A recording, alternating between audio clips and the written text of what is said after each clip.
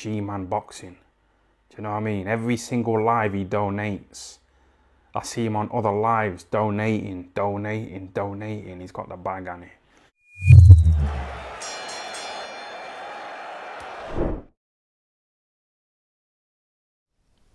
Alright, people. Review of the week time. So, let's talk. Loads to talk about from what happened last week. Fury versus Chisora, the undercards, etc. But let's just touch on briefly. There was really only 2 fights of note over the week. It was a really quiet week for boxing last week, wasn't it? There wasn't really much happening other than the Fury Chisora news. It was a reasonably quiet week. It did kind of come to life near the end with the Crawford Spence situation, which we'll talk about at great lengths, no doubt, in this video. But let's talk about the fights that happened last night. So obviously we go over to Germany for the first one. I believe it was in Germany. I think it was in Frankfurt. Yeah, it was in Frankfurt, where Leon Bunn faced Podrick McCroy. So Podrick McCroy obviously is an Irish fighter. He was coming over as the opponent. I mean, Leon Bunn was 18-0. I don't think he had many knockouts. Yeah, I mean, I had 9 knockouts. He had a 50% knockout ratio. This is for the vacant IBO title. This was up at light heavy. Now McCroy has only ever campaigned at at super middleweight.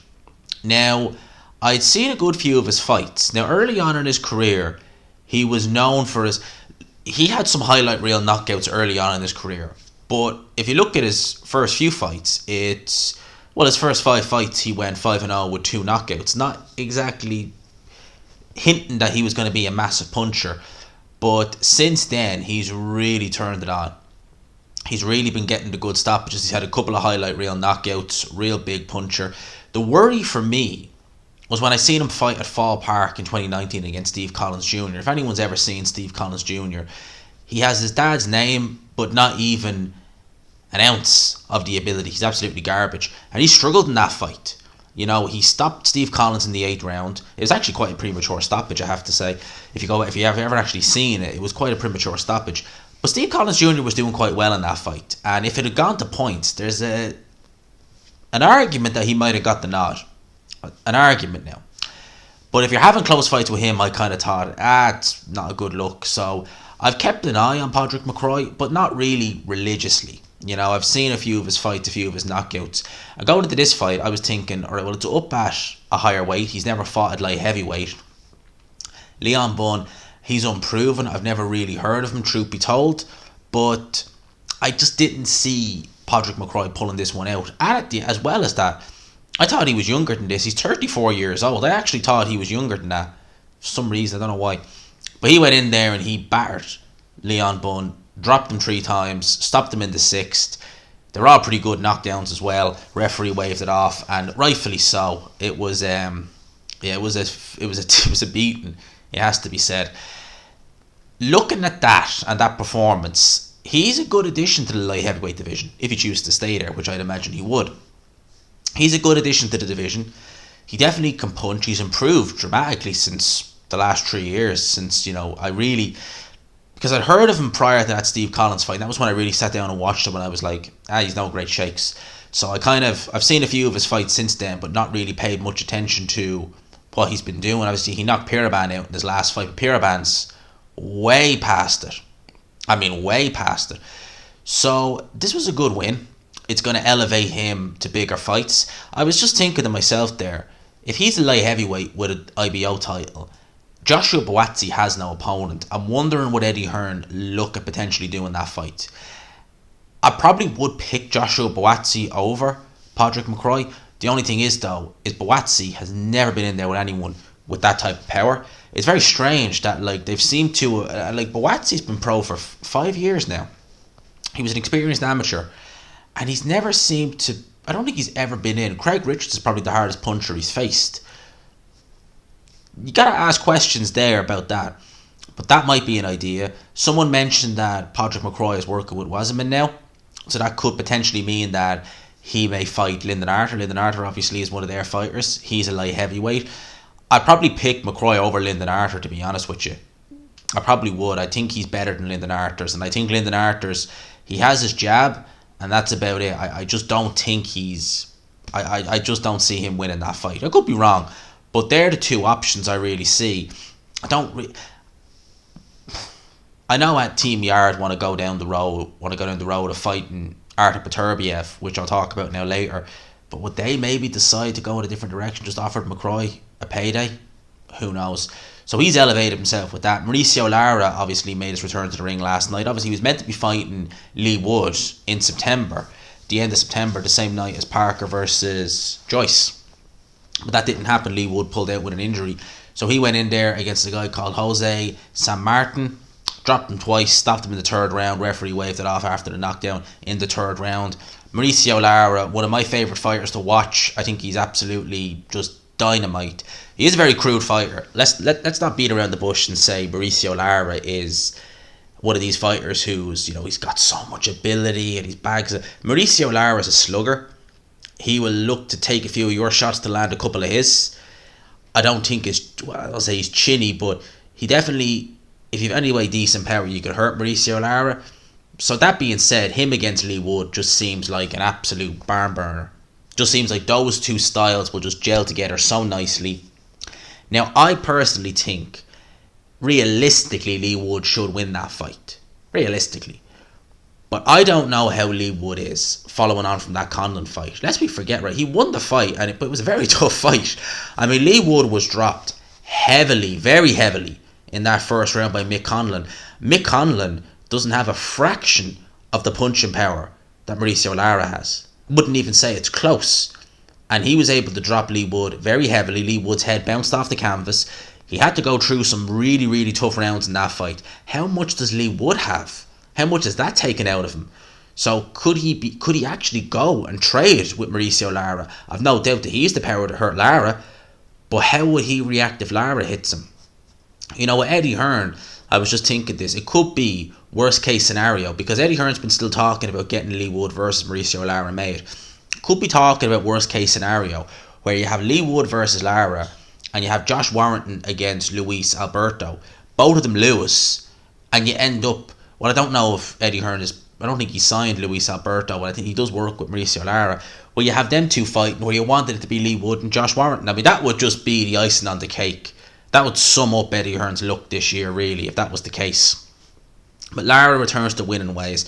Obviously, the main thing we got to talk about is the news that broke on Thursday that Tyson Fury will defend his world title against Dereck Chisora. Tottenham Hotspur Stadium, December the 3rd, shown on BT Sport, pay-per-view, I might add.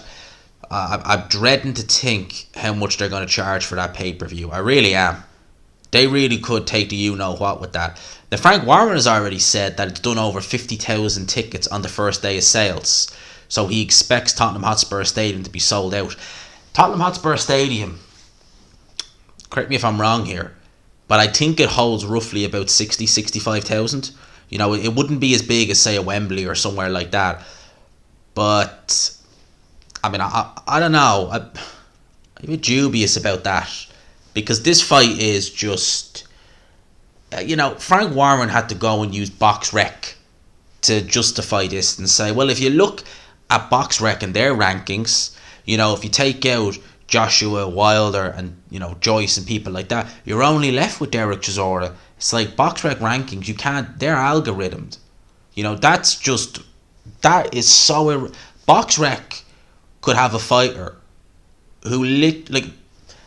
BoxRec could have a fighter ranked 30th in the world, right? And it could have a fighter who was probably 31st, ranked number 10, 30 and 10 fight, and all of a sudden that sort of way, it just chucks them. It's just, you cannot go by BoxRec rankings. If you actually look at the WBC rankings, Chisora is lower down. There's people, now I know they never take, not that they're afraid, but the risk reward. You got someone like Frank Sanchez high up in the rankings. I would love to know, was he even approached?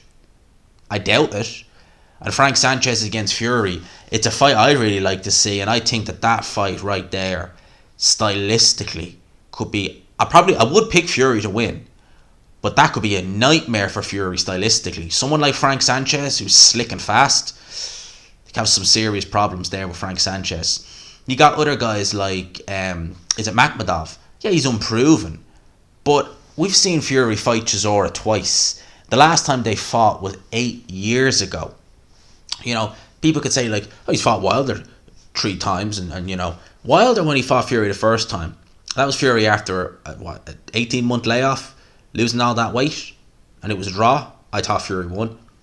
Then they have the rematch in February 2020. We have to wait a year and a bit for the next one because it was arbitrated. But that was how it went. With Chisora, it was like they fought in 2011, Fury won it on points.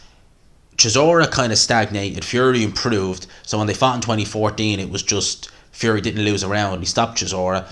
Fast forward 8 years, Fury is probably in his peak now, or if not close to it. Chisora, he has to fight in spurts. His punch resistance doesn't seem the same. His legs don't appear to be quite there. He just looks a shell of himself. And now we're seeing this now. I mean, really?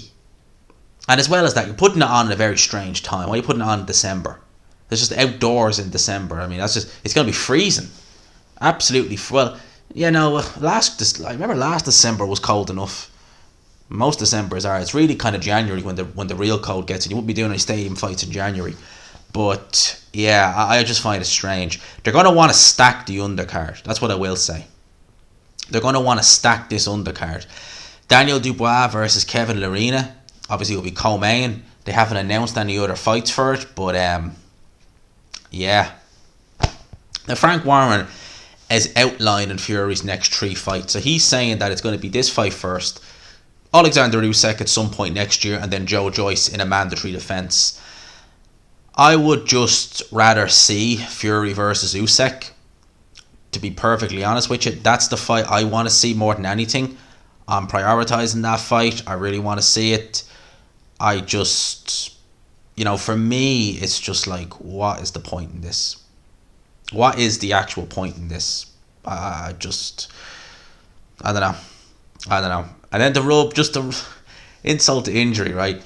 I see this getting teased on Thursday as well. So they were saying that Errol Spence versus Terence Crawford, according to Dan Raphael, February the 4th. February 4th was being listed as the proposed date. Okay? That was being listed as the proposed date. No sooner do we see that, then we get this announcement right here. Errol Spence versus Terence Crawford not happening next. Crawford has instead signed to fight David Avanesyan on December 10th. I've never heard of this streaming service. So someone's gonna, if they're in it, if it's an American or if it's worldwide, I've literally never heard of this. BLK Prime. I'll do a quick Google search on it and just see what it is, because I've literally never heard of it. BLK Prime. BLK Prime. Let's see.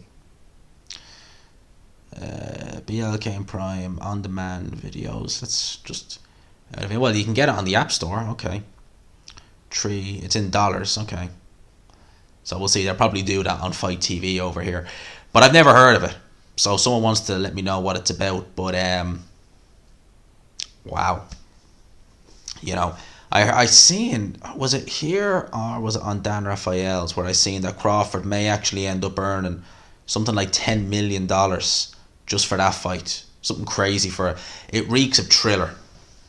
It reeks of Thriller, where it's just like, here, come over to us for 1 or 2 fights and you'll fight some guys who you're clearly going to beat, but we're going to pay you through the absolute astronomical figures.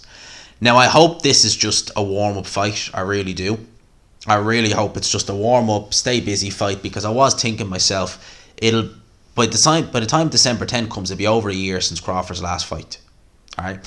So if they're going to have this fight next year, the longer you leave it, the more time out of the ring for Terence Crawford, which is not good. Crawford's not getting any younger. But I just wasn't expecting this, to be honest with you. I did see a report, I might touch on it later, that Errol Spence might look to have a fight in the interim, and you just don't want to see either guy get injured. Or I don't see either guy getting beaten, to be honest with you. Both these guys are at a different level to other welterweights. But Avanesyan, people were asking me my thoughts. Do I think that's a competitive fight? Not really.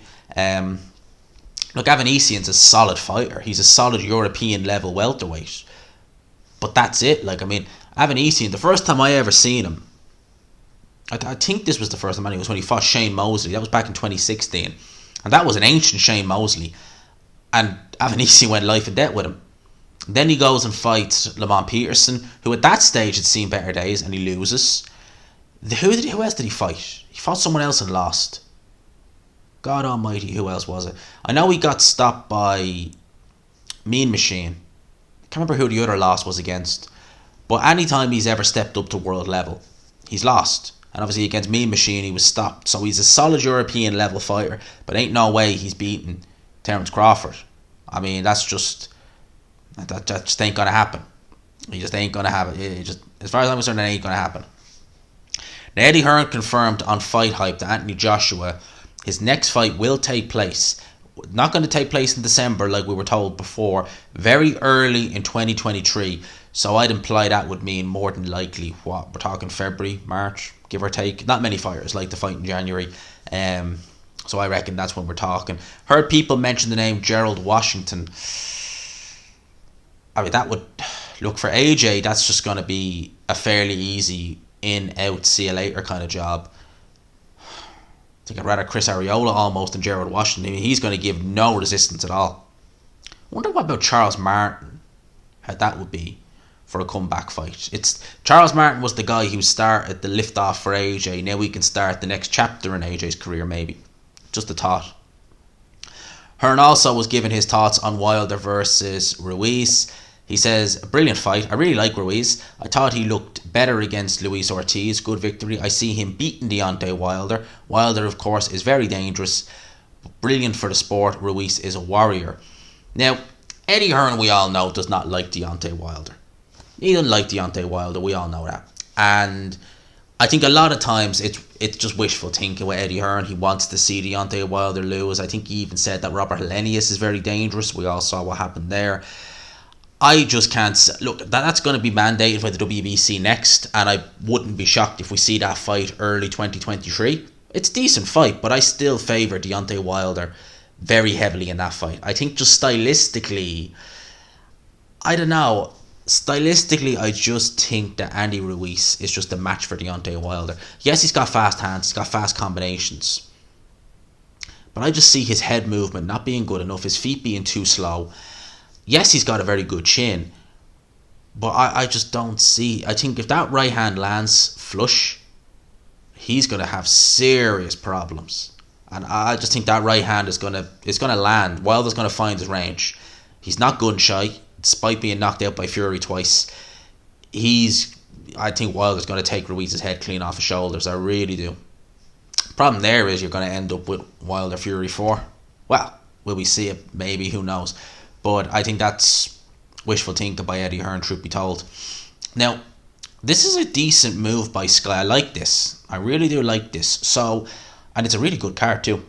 So, obviously we know that John Ryder is facing Zach Parker in the O2 on the 26th of November. In the Wembley Arena. Different parts of London now, it has to be said, quite far apart. But Dillian White is facing Jermaine Franklin. I'll touch on that card now straight after this because it's a very good card. It's actually a very good card. It's shaped up to be a very good card anyway. And obviously there was talk, well, it was announced that on the 26th of November in Alexandra Palace, Sky and Boxer would have a show. Originally it was going to be headlined by Mikhail Lowell versus Dion Juman. So you were talking about 3 shows, all on the same night, all with major promoters, all on major networks, all in the same city. And I was like, really? That's just so stupid. Now, Sky have announced that they've moved that card to the Sunday. I quite like boxing on a Sunday. I wish Eddie Hearn had stuck with it, because he was talking about doing more Sunday shows after he did the Yokoli show on a Sunday. I wish he did, because I actually quite like the Sunday shows. It's just something different. I quite like it. Now they're doing this as an afternoon show, so it's going to be from 3 to 7. And listen to the card. It's going to feature Lerone Richards. Good to see him back. I wasn't surprised he joined Boxer after leaving Matchroom. But he's got Lerone Richards versus Zach Chelli. He's got, as the fight I just said, Mikhail Lowell versus Dion Juman. Saying the name wrong. And Adam Azim facing Ryland Charlton in the main event. Very good fights. You know, Adam Azim versus Ryland Charlton. That's a really big step up for Adam Azim. I've been impressed with him lately. Lerone Richards versus Chelli. Chelli's been getting some good wins as of late. He's been doing much better. So it's going to be interesting to see how he fares. Lerone Richards is very slick. Very slick. Not the biggest puncher, but very slick. So I like this card. I have to say I really like. It's going to be good to sit down on a Sunday, chill and watch this recap from the night before, and obviously the fights that happened the night before, and then we watch this. So yeah, I'm interested. I'm interested to see. Good move by Sky. Very good move.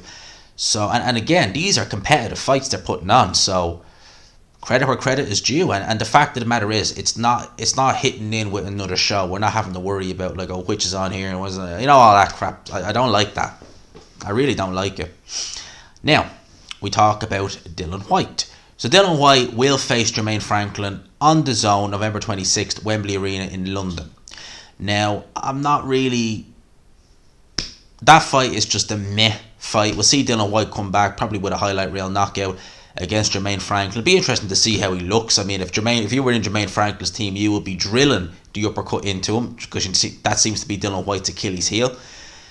But on the undercard, here we go. So, Fabio Wadley will face Nathan Gorman for the vacant British title on the undercard. Also on the undercard, you're going to see Craig Richards versus Ricards Bolotniks. That's a really good fight. That's a really, really good fight, because Craig Richards, Bolotniks, he had some success against Buatsi, but for the most part he was beaten pretty convincingly. But Richards, that's going to be a good yardstick to see the difference, but how far off he kind of is to Buatsi. You know, he had a very good showing against Buatsi in his fight, but he still lost. So that fight could really catch fire. In terms of Gorman versus Wadley, yeah, I'm interested in that fight. I'd be favouring Fabio Wadley, to be fair. And the reason is because I really don't trust Nathan Gorman to give it his all. You know, he obviously comes in very out of shape most time. He has a bit of ability there, but he's just lazy. You know, I'll never forget, it was 2020, and it was just, I think it was just either before or after he fought Richard Latte, and he had just changed gyms. I think he changed gyms and he changed trainer, and of course he was asked, you know, in the interview, it was on BT, oh, why have you changed gyms and trainer? Do you feel a benefit in the new gym? And I couldn't believe that a professional boxer said this. Oh, just I changed gym because this gym is a shorter drive to my house. I was like, what? Really? You have fighters who go up and down the country. There could be fighters who are based in Sheffield will go to London to train with someone like Mark Tibbs because they believe that trainer is going to bring the best out of them. You're changing gyms and trainers because it's closer to your house? Really? And I think he was a career heaviest in that fight against Richard Latte, if I'm not mistaken. So when you hear that, you really think to yourself, this guy's not got much discipline. Does he even have much hunger for the game? Now, if this was a fully fired Nathan Gorman, different story. Very good chances against Fabio Wadley, but I don't see it. I think he's lazy, and I just don't see him winning. I don't see him winning. Yeah, Crawford, it says here, reportedly make upwards of 10 million. Jesus. And the price of... I suppose, though, I was going to say this is reaching, but I suppose this probably still is reaching.